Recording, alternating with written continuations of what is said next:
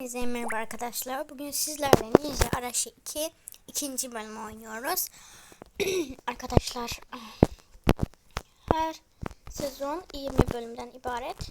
Biz de birinci sezonun ikinci bölümündeyiz arkadaşlar. Çok da zor değil. Yani zorlanmıyoruz o kadar. Sadece hızlı ve dikkatli olalım. Yani bu kadar kolay.